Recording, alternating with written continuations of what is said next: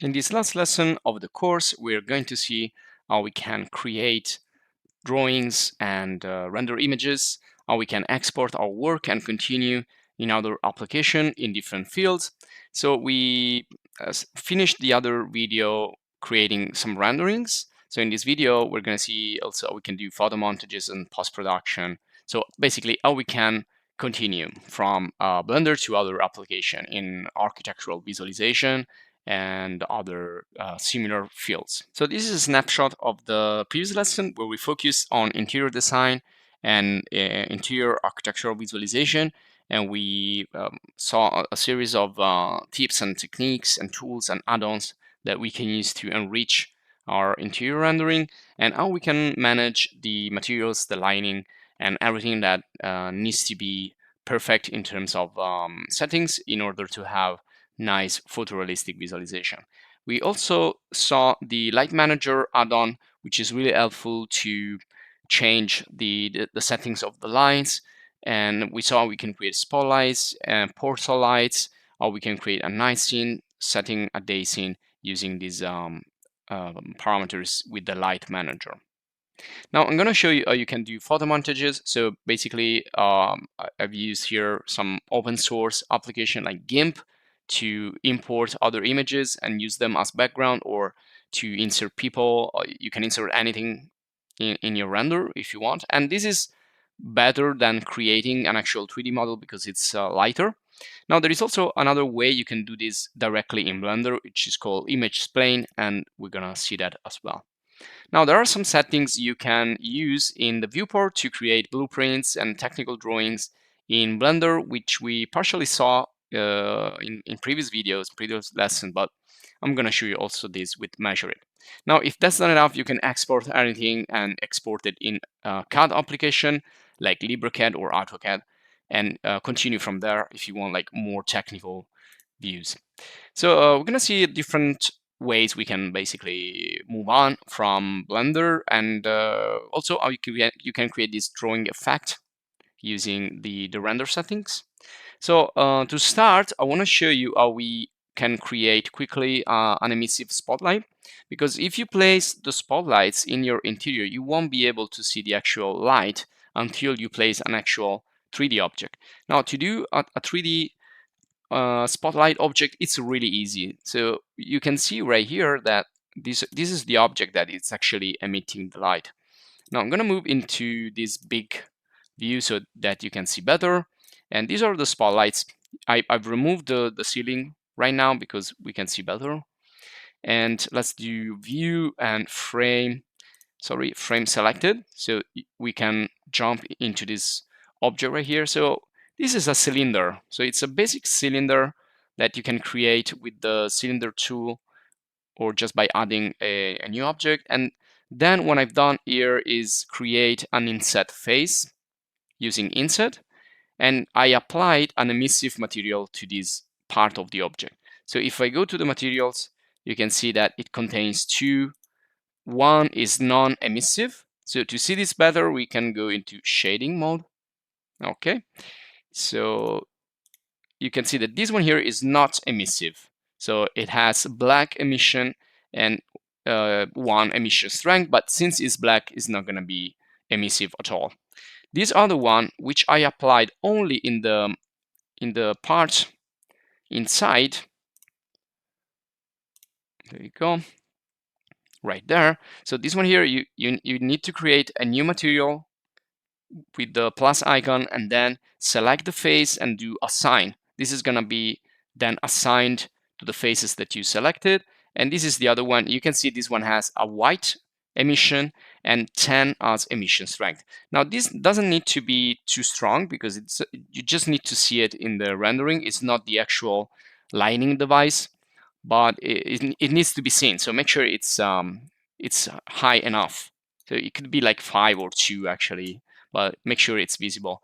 You can also change the color to match the color of the actual spotlight.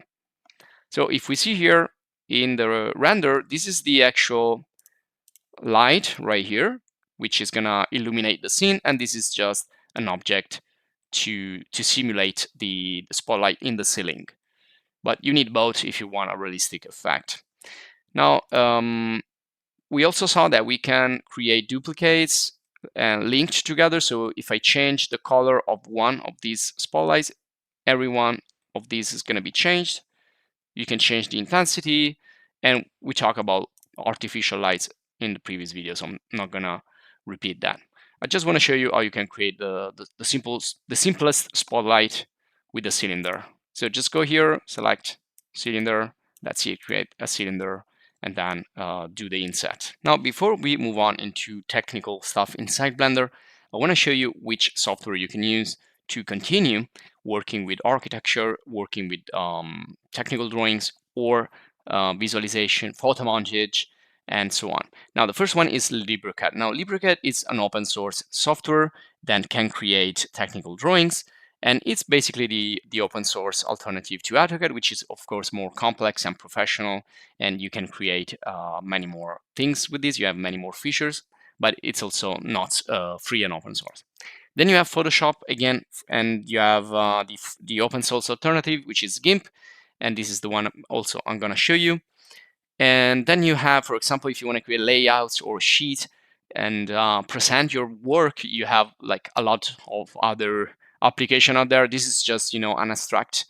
And the alternative for this could be Inkscape, which is also, again, open source and can work with layout design. By the way, you will find courses and guides and everything in the channel about this other software. Then you have Premiere Pro for if you want to move on from like static renderings into animation.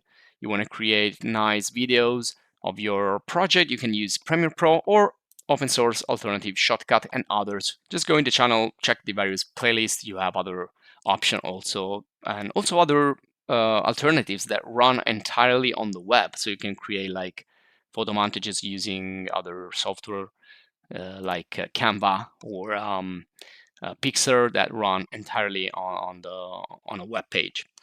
Then if you want to move on from animation into something more complex, you can use Unreal Engine. Unreal Engine will give you the possibility to create interactive scenes, so you can interact with your world, with your virtual architecture. So you can also check the video course for this, and that's it. This is another topic I want to talk about later, which is adding a background. So these are just some tips to continue after you finish here in Blender. Now, there are a few ways we can export stuff and content from Blender, or basically just a render or an animation or a technical drawing.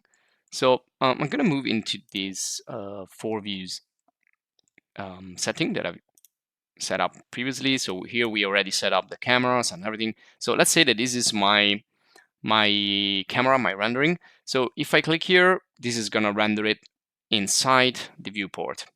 Otherwise, if I go in the render and do render image, it's going to render a static image. Now I can access the render settings also from here.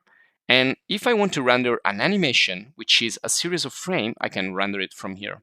Now these are topics also that have been covered in the base Blender video course, but this down here, this is the timeline where we can create animation. And I'm also going to make a quick example later. And so the first thing we can do is basically set up the rendering and then run the rendering. And once it's finished, you can then use it in other application. Or another quick way you can save something that you created here in the viewport is to just go in the window menu here, and you can do save screenshot. Now, save screenshot is gonna save everything that is visible in your Blender interface into a simple file. Now, I've already saved some of these. Now, here in the navigator, you can switch in thumbnails mode, and you can make this larger so you can see a little bit better. There you go. So you can see that this one here, this is an example of a snapshot. So everything it's in the view is gonna be saved. Now, in this case right here, I also render the view in one of these viewports. And what if I want to just save the render viewport?